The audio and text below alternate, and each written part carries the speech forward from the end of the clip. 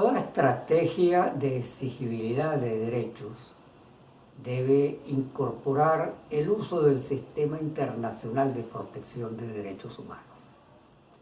Siempre es un mecanismo complementario, es decir, que debemos hacer primero todos los esfuerzos por agotar las instancias nacionales, las administrativas, las judiciales, pero siempre tener en la mira, en nuestra mente, que también las instancias internacionales de protección de derechos humanos nos pueden permitir lograr nuestro objetivo, ya sea de que se haga justicia frente a un determinado caso o que podamos exigir un derecho determinado. El sistema internacional de protección de los derechos humanos lo podemos dividir en dos grandes bloques: el sistema interamericano de derechos humanos y el sistema universal de derechos humanos. En el sistema interamericano, en el caso particular de Venezuela, contamos solo con la Comisión Interamericana de Derechos Humanos, donde podemos acudir a la comisión, por ejemplo, para presentar un caso o para solicitar una medida cautelar. En el caso del sistema universal, podemos usar la diversidad de instancias que tiene el sistema universal. Tenemos relatores a los cuales les podemos informar de una determinada situación de derechos humanos. Tenemos grupos de trabajo, por ejemplo, el grupo de trabajo de detenciones arbitrarias de Naciones Unidas, al cual le podemos llevar un caso que tenga que ver con una persona que haya sido detenida de manera arbitraria. Tenemos también el Comité de Derechos Humanos de Naciones Unidas, a quien le podemos presentar un caso una vez que hayamos agotado las instancias nacionales que tenga que ver con el Pacto Internacional de Derechos Civiles y Políticos, por ejemplo, un caso relacionado a exigir justicia frente a una ejecución extrajudicial o una situación de desaparición forzada o una detención arbitraria, privación ilegítima de libertad. Lo podemos llevar al Comité de Derechos Humanos. Pero también tenemos la posibilidad de presentar casos ante el Comité de Derechos de la Mujer, que le hace seguimiento a el Tratado contra la Discriminación de la Mujer. Todas estas instancias que podemos usar deben formar parte de una estrategia de lucha donde, además de lo jurídico, también tomemos en cuenta las otras formas de exigibilidad que no son propiamente jurídicas. Cuando decimos que es complementario, es porque algunos de estos mecanismos nos exigen que primero tenemos que agotar instancias internas.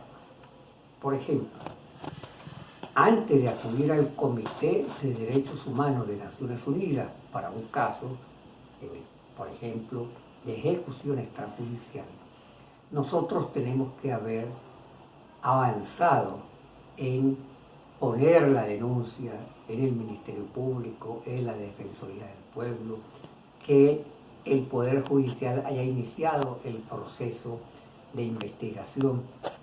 Se han transcurrido muchos años sin que se haya dictado una sentencia.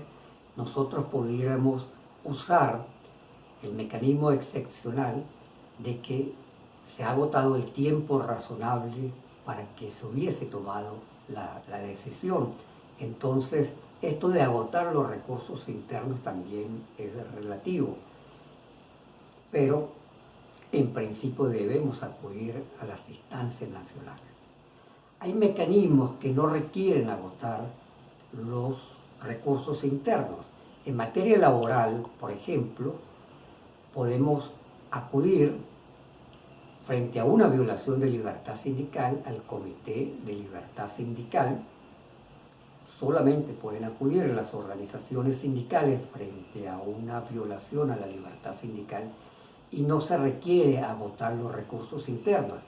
Podemos estar simultáneamente exigiendo, por ejemplo, la reincorporación de un dirigente sindical a través del procedimiento administrativo en una inspectoría del trabajo y simultáneamente presentar el caso en el Comité de Libertad Sindical. Podemos estar presentando un habeas corpus por una detención ilegal y arbitraria en un tribunal penal y simultáneamente acudir a el grupo de detenciones arbitrarias de Naciones Unidas, que es otra instancia en la cual no tenemos que agotar los recursos internos. Por eso tenemos que saber en qué momentos estas instancias nos exigen agotar recursos internos y en qué momentos no. Ahora bien, sea un mecanismo o sea otro, nos exija o no agotar recursos internos, debemos estar siempre conscientes que la contraparte va a ser el Estado venezolano. Y el Estado venezolano se defiende. Por lo tanto, nosotros tenemos que hacer nuestros escritos muy bien, presentar todas las pruebas posibles de acuerdo a los mecanismos. Cada mecanismo tiene un sistema de cómo presentar pruebas, pero son mucho más flexibles que las que presentamos en tribunales nacionales. Dar respuesta oportuna si estos mecanismos nos exigen que nosotros le demos respuesta a lo que respondió el Estado o ampliemos la información. Pero no perdamos de vista de que acudir a una instancia internacional de derechos humanos no significa que esta instancia internacional nos va a dar la razón. Que cualquier caso que vamos a llevar, nosotros vamos a ser triunfantes de ese caso. No, tenemos que estar conscientes que es una actividad que va a tener a una contraparte, que es el Estado, que también se va a defender, que generalmente uno de los primeros mecanismos que va a usar para defenderse, porque así lo hace el Estado venezolano, pero generalmente los estados acuden a ese mecanismo, es buscar desmontar de que tú agotaste los recursos internos, de que las víctimas agotaron los recursos internos. Y el primer argumento, generalmente en el caso del Estado venezolano es así, es: esta víctima no agotó los recursos internos y por lo tanto le solicito al organismo internacional que declare inadmisible este caso. Entonces, en definitiva, toda estrategia que tenga que ver con la exigibilidad de derechos debe plantearse avanzar usando todos los mecanismos que tenemos a nivel nacional y también tener la mirada en las opciones que tenemos en las instancias internacionales de protección y conocer que cada instancia tiene su procedimiento, pero esencialmente tomar en cuenta cuáles nos exigen agotar recursos internos y en cuáles no necesitamos agotar los recursos internos, y mucho optimismo y mucha perseverancia en nuestra defensa de nuestros derechos y en la búsqueda para hacer justicia.